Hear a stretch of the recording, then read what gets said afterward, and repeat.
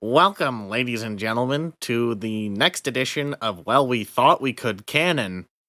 We're going to be looking once again at Mark Frankson's, what is it again, Mergio? Well, you see, his novel, don't you remember? Linkage of Experiences. Yes. Oh, it's such a wonderful piece of literary experience. It's the most famous thing in the universe. But who are you? Oh, Sergio, thank God we killed them finally. Fucking alternate universe invaders. Oh God, he's not wearing underwear. I hate getting breached by fucking counterparts from Earth 69. Yeah, fucking. Oh God, smells so bad in here. I gotta clean this place up. Oh, they started recording. We better finish the episode. Fuck. Topic for the episode: alternate universes. We're gonna talk about alternate universes. That's what today's episode is going to be all about. Going in depth on how to properly write an AU. What is an AU, Sergio? Well, it stands for Alphabet Underpants. Okay. Which also, coincidentally, is a good metaphor for what exactly an AU. It is something different from the original work. And it's usually very different from what I recall. Almost an alternate universe, if you will. Yes, it is where something is different that changes the universe as a whole in different ways. Stuff like Injustice, Gods Among Us, any sort of high school AU fan fiction that we've covered, Sonic High School, for example. The fan fiction we read, presumably last week. If this doesn't go up, well, this probably won't go up next week. But the Total Immortal. Yes, that would be. Is that really an AU? That's like it's diverging it's a from change. canon. I guess. Well, we should go into classifications. Yes. Okay, so I have determined 5 minutes ago that there are three main types of AUs. First one is a what if. A what if can be broken down to the question of what if. What if Goku didn't give Cell the Senzu Bean? What if Peggy Carter became Captain America? What if Uncle Ben didn't die in the robbery or whatever, the burglary of his car? I think if Sam Raimi told me that that's what happened in the comic book. Yeah, something like that. And so yes, it is one specific place that I will call a divergence point that's changed, and then the fiction rolls with what those changes have to offer. Yes, and specifically to clarify the difference, I think most AUs would start after the thing has happened. It wouldn't really begin with, this is what happened, and then it just follows along perfectly. But I don't know. It depends on the case, but definitely something big changes, and its intention is to completely derail the story in some major way. Or at the very least, change it in a pretty big way. Yes, and then there is what I would call canon adjacent, or I guess you could call it Elseworlds. These are where your alternate universe doesn't supplant the original universe. It is a existing within the canon. If you pick up an Earth 2 comic book from DC, or like any of their Elseworlds books, or in the case of like Injustice, where your main characters have arrived in an alternate universe where things are obviously really different. Mm-hmm. Yep. And of course, you can tell stories about these characters exploring the alternate universe, or of course, you can just write a story that takes place within that universe. And it's, as I mentioned before, canon adjacent. It's all canon, but just not taking place within the prime universe. Yes. Then the next one, which I will call full blown AU, which can also fall under canon adjacent. But this is something where the fundamentals of the lore have been completely tweaked. This is your high school AUs, your real life AU. You have taken something from like base lore and you have changed it, so the whole work is now different. Usually keeping just the characters the same, I would imagine. Yes, and how these characters are different because of the thing that you changed. And all of this can be really interesting to read through. What were we going to say? Things like steampunk or cyberpunk AUs. I guess what's it called? Removing elements from the lore, instituting new ones. What if the Nazis won World War II? What if the Roman Empire never existed? Does Jesus and Hitler count as a role reversal, or does it count as canon adjacent? I would consider that to be maybe what if? What if Hitler had a time machine and fell in love with Jesus? One of my favorite what ifs is probably the Red Sun of Krypton. Instead of Superman landing in America, he lands in Russia, Soviet Russia, under Stalin.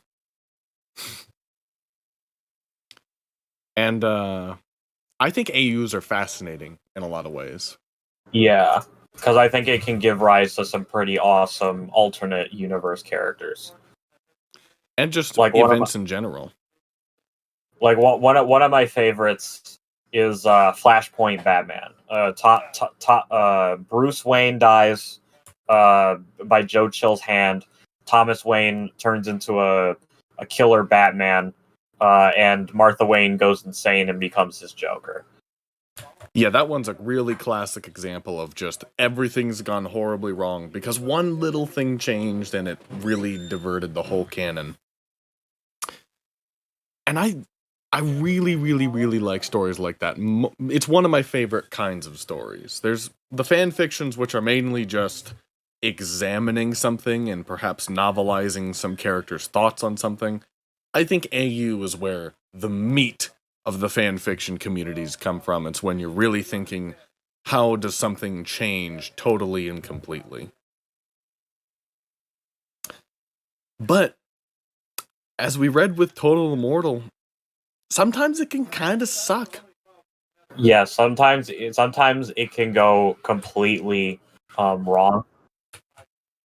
I think a good example of this is the new Star Trek movies, the J.J. Abrams ones, and especially Star Trek Into Darkness, where the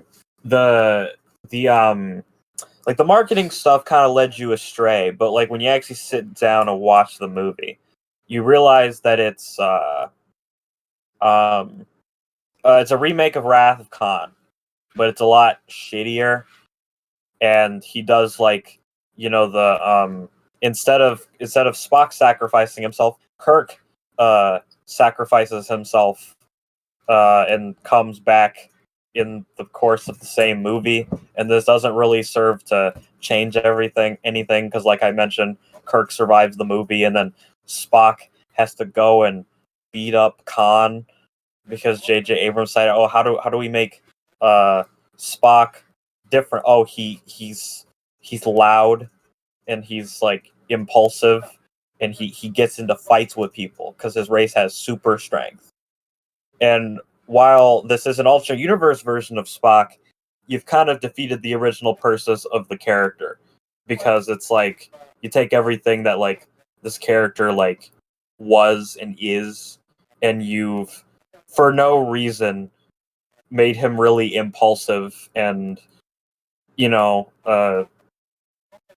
I think for the you get what I'm putting down. You haven't added anything. You've just made the character. You've made the character into everything the character wasn't supposed to be, and it hasn't really served a purpose at all to make an entirely different story. Yeah, I get you. I think the best way to succinctly describe that is J.J. Abrams changed way too many things all at once. imagining Star Trek where Spock was the captain, that would be interesting. Imagining a Star Trek where it was Kirk who died instead of Spock, that's really interesting. But having Kirk come back is dumb. Having Spock completely change his personality, at that point you're just changing too much stuff. The point of an AU, I think, especially the what if AU, is to keep as much the same as possible while still exploring all the new things you wanted to change. If you completely change who Spock is, he's not Spock anymore, and you've lost a lot of the value of the original work. Yeah, he's Jake Jake Skywalker. And going back to, say, Red Son of Krypton, where Superman grows up in Soviet Russia, he thinks Stalin is basically his father. That story is only interesting because Superman is still a super cool, great guy. He wants to do the right thing whenever he can. He's still struggling with his powers. It's just he's in Soviet Russia with some fucking crazy people in charge of him.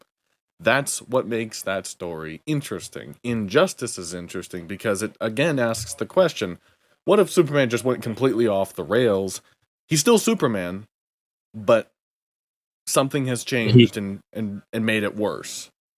Yeah, he's he started to taking a more direct approach because Joker blows up Metropolis, he kills the Teen Titans, he kills Lois Lane, and Superman snaps and kills the Joker, and he's like, "All right, we're done with this pussyfooting around, Bruce. You let all these dangerous people just run free forever. We got to do something." I think the first thing he starts to do is he goes to Arkham Asylum and he wants everyone just thrown in the Phantom Zone. This is first thing to do. Yep. And then things get made worse as people try to, bring him down. I know Martian Manhunter and Green Arrow lose their lives attempting to put Superman in his place. Sinestro comes down and he's like, "Listen, Clark, buddy. See, I get what you're throwing down. We gotta put order in place." And Superman's like, yes, Sinestro. You know what they're talking about. And Sinestro's like, "Yeah, and we're also gonna kill off all the Green Lanterns while we're at it." And Superman's like, "What?" And he's like, "No, what? I didn't say anything. I didn't say anything." I think a great example of going too far with changing things arbitrarily in an AU is, again, I'm sorry to pick on it, whoever the author is of Total Immortal is listening to this, but Total Immortal should not have had Gohan also become the first Super Saiyan in addition to being immortal. That's a weird decision, and it's too much to handle all at once. Because then you just have, it's Dragon Ball, but Gohan defeated Frieza. It's like that doesn't really mean anything. That doesn't really matter. Yeah, I think my favorite AUs are when you take one little thing, one tiny change, or maybe even a medium-sized change of changing a character out entirely, and exploring how that echoes throughout the world over time. If you start changing too much right away, it's very easy to lose form. It's very easy to lose the grasp on everything. It just goes crazy. Anyhow, I think we've gotten a bit into how we would actually write an AU. It's clear that we like smaller things. How do we feel about high school AUs? Because of course Sonic High School is the best fan fiction ever written. But I feel like high school and real life AUs definitely have an audience. They're not my thing, but I feel like they devolve in a lot of like assigning a character archetype, like a high school trope character archetype to a certain person. I agree. Turning the villain characters into like jocks and or the main character into like girl. Yeah, it ends up just kind of being the same, just like with a different set of characters. Yeah. And that's just kind of boring to me. Yeah, it's not very interesting to me at all. No offense to anybody who likes them.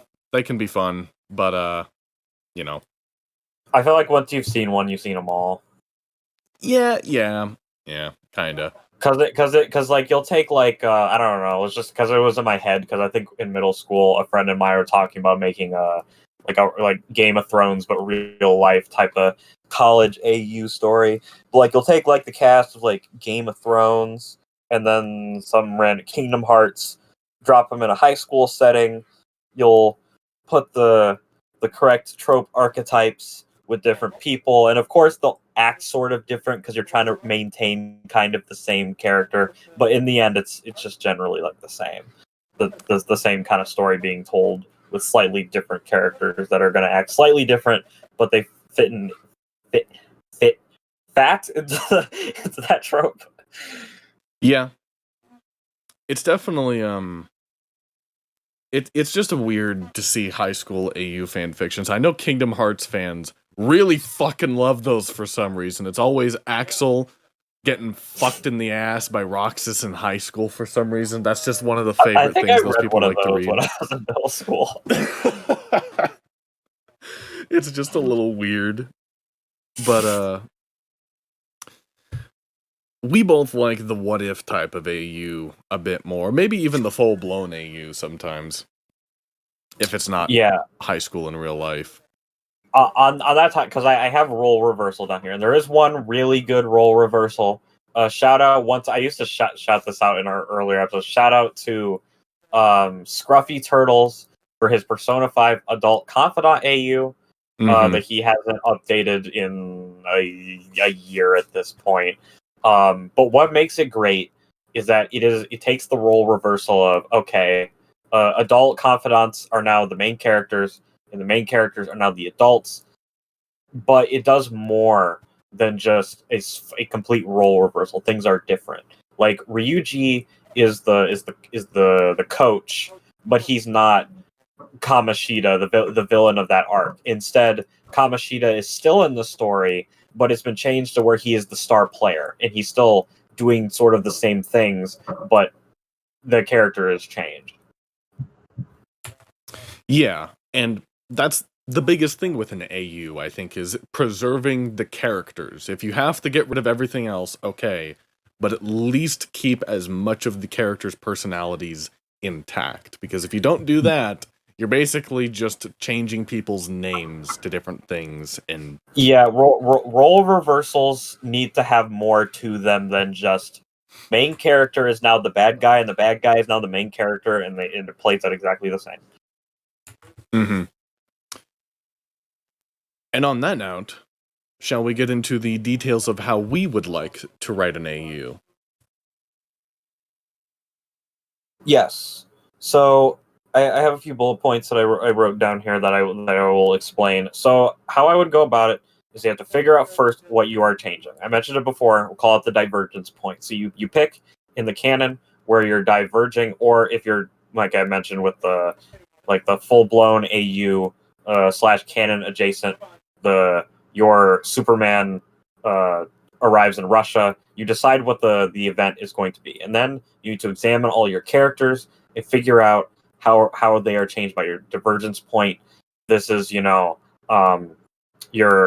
Bruce dies instead of Thomas Wayne. Thomas Wayne becomes Batman. This is your 'cause I think in Red Sun, the U.S. military becomes the Green Lantern Corps. Like, I think Hal Jordan gives a bunch of rings to the soldiers to try to fight against Superman. It's been a while since I've read the synopsis of the story. But yeah, crazy shit starts happening as a result of that divergence point. It starts to split off from the main canon. So you examine all your characters and figure out what their new roles are going to be, if they're going to be like completely changed. Like a Gotham by Gaslight. Everyone's in the 20s, so how is everybody different? You're in a steampunk type of story. So if you've got like some sci-fi type characters, then you need to obviously alter their modus operandi because their things are different. And I think that's just a good word of advice to all fan fiction authors in general. Just figure out what you want to change and figure out how that's going to affect things later on. Of course, it's most specific to the AU here that we're talking about. Then next, I think you need to examine the world and figure out what is different. Like for example, I mentioned some real life things. You know, if the Nazis won World War II, what's the makeup of the world? Who controls what? Are certain countries still around? Are they protectorates? Have they been annexed? You know, if if you go like, oh, the Roman Empire never existed, and you don't think about, well, how is architecture different? Mm-hmm. Yeah, because that would affect a lot of different things. Yeah. Don't have anyone ordering a Caesar salad. Or I should say Caesar. I mean, you wouldn't even have the months be August or July, would you? No, you wouldn't. Change that. You would have to come up with new things. The Julian calendar, that wouldn't have existed. Yep. Anyhow, let's take a look here. Yes. Don't retread old grounds from other things. Yes, and this is where Star Trek Into Darkness pops back into my head. Don't tell the same story again, because what was the purpose of me reading this if I'm just going to read the exact same events, just slightly you can have alternate versions of events, but don't have every like I mentioned before, Gohan fights Cell, but he fights Cell exactly like Goku did. So you just it was like a model swap. Yeah, which is different. Fights can go differently. Plans can happen completely different because it's an AU. It doesn't have to happen exactly like how things are. Yeah, you can say butterfly sort of effect, where just because one thing was changed, other things get changed that aren't necessarily related, but it's to make the story a lot more interesting. Yeah, but again, have some self-restraint when it comes to things like that for the purposes of not driving yourself crazy trying to figure out how all those things interact with each other. I've tried my own hand at thinking of some AUs before, and it quickly can get out of hand if you're trying to keep your writing tight and your other stuff working properly. Again, some of the most famous AUs, Injustice, Red Sun, those are perfect examples of how things can get completely out of hand as you go forward. But it's, it's up to you how the butterfly effect changes things. You don't have to really rigorously, logically think your way through it. But again, it's to be fun. It's to be original. It's to have a great time writing things. And if you're just aping stuff from the canon to put it in there, why are you bothering to write it? Unless you're trying to novelize something, of course. And I don't think we call it an AU in the Total Immortal episode, but again, go check out that episode whenever it comes out. No, this will come out after that one. How could we forget about another a good AU that we read? It was the Rebushan Heresy. Yes, that's a great role reversal. That's a wonderful role reversal. Great role reversal. But again, it's not just the Horus Heresy with the roles reversed. I mean, it is, but things occur differently. It's not a mirror image. It's not divergent. A mirror image. It's great. It's wonderful. It's a fucking amazing role reversal fan fiction it's just good. It's great. Yeah, it's wonderful. It's great. Well, actually, technically, that's also a canon divergent. That's like a alternate. It would also be canon adjacent because it's being projected into the mind of that one Space Marine at the beginning of the story. Right.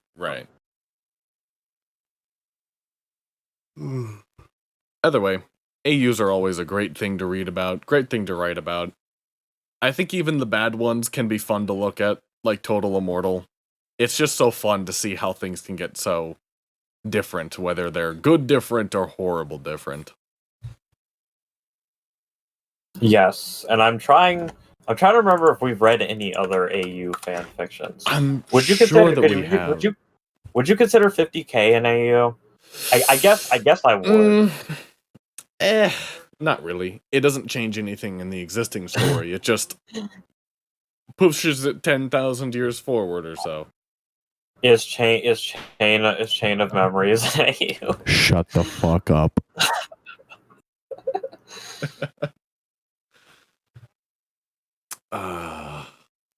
I guess only in San Francisco is an AU if you. Oh god if damn it! You think hard enough.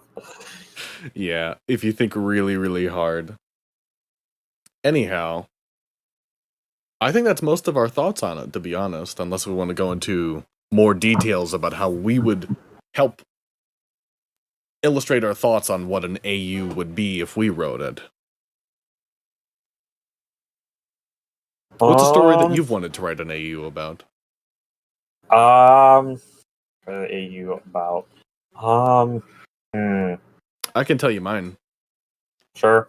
One of my favorite what ifs was in Avatar: The Last Airbender, the character Jet. Yeah. My idea was for the what Instead if of he unambiguously died, he ambiguously lives. it was if his friends in Ba Sing Se were more aware of him being a little unhinged about trying to find out if Zuko and Iroh are fired. We did read another AU, The Adventures of Dark Yagami, episode 8. I don't like where this Light line has a of brother named conversation Dark anymore. Although The that world is a of great Dragon Ball example. XZ. Oh, are we gonna have to make some kind of re-edited publishing of Dragon Ball Ox now? Wait, what is Dragon Ball Ox? That's a total universe rewrite? That is a high school AU. But you were already in high school. Yeah, it's an alternate universe of real life where we had Dragon Ball powers. That's historical fiction. Alternate historical fiction. Anyways, my idea with Jet was that he doesn't die horribly. He unambiguously lives, as you put it, because he stops trying to fucking find Zuko and Iroh. And then I didn't think of it further beyond that, because I was like 12 at the time and didn't even know how to write a book. I knew how to physically write. Yeah. What's it called? I know. I had the proto Persona Silverman was a sort of Marvel DC mashup universe. Yes, I remember that with He Who Shall Not Be Named. Yeah. Yes. I had a pretty good full blown universe all plotted out in my head. I don't have the documents anymore, but I wrote the series that I wanted to cover, and then the different characters. Because basically what would happen is these shards of these shards that were similar to the Infinity Stones were changing the world, and these high school students got the hands of it and became the comic book heroes. And I had a pretty solid idea of what I wanted to do with it, and I was gonna have it be in this big interconnected universe where my friends could write their own stories within it, and we have a timeline document to make sure everything was battened out, and we could reference each other and stuff like that. But my other collaborators, for whatever reason, they were really confused to what I considered to be a pretty solid timeline document. But so it ended up all falling apart. But it was something that I really wanted. That I had planned to put a lot of effort into it. I think at the time my high school writing ability wasn't the greatest, and I think I really wasn't spending enough time with each of the story. Each chapter was basically just kind of like a monster of the week sort of thing, and it didn't really have enough time to breathe with these characters. It was just kind of fight, do thing each chapter. Because I did do I finished like 1/3 of it, but the start of it was going to be 3 different series, which was going to be Spider Woman, like my version of Spider Gwen, Green Arrow, and Quicksilver, and there were going to be 7 chapters each, and they took place at the same time. The first chapter on each of them was like the Monday, and then the Tuesday, Wednesday, Thursday, Friday, and the whole thing was the one crazy week that kickstarted off this whole universe, and like it was supposed to be like really tight continuity. And I was kind of proud of myself for being able to pull all of that off, and then that would kickstart into like the road to the team up comic, and then the team up comic would become like the main canon story. Nice. It's sad that never got off the ground, but who knows? Maybe one day in the future we can. Yeah, I did start a reboot of it. I produced 1 chapter of my rebooted my version of Spider Gwen after I think it was my first year of college. I produced 1 singular chapter of it, but never got back around to it because I think it was around the same time I was writing Persona Silverman initially. All right. AUs are so fun. It's just so hard to make a good one. That's probably my closing thoughts on the matter. It can be really, really hard to make your own AU from scratch because it's just a lot of work to figure out how everything works together, particularly in a big story like comic books. Yeah. At the end of the day, though, always right for having fun. Always right to get your ideas out there, and don't do what some people do and just think and never write. Please God, write and realize that some ideas are best left in your head, and also realize that some ideas are best on the page with some more details to them. Yes, and then sometimes you should really, really think before you write, and sometimes you should just not put the pen to the paper. Sometimes you should just not. That's a good way. That's a good way to end this. Just don't sometimes. Anyhow, we will see you all in the next entry, whatever that might be. What is the next one going to be? We'll have to figure. I assume it that this episode is of course going to be released on a Friday, so that means the next episode after this is the Chain of Memories. Ah, yes, and that will be. Oh God. Oh no, I know what's happening next time. Oh dear. No matter when this gets uploaded, that is a fair assessment of how we approach what's going to happen next in Chain of Memory. Yeah, it is. All right. Well, bye everybody. Bye.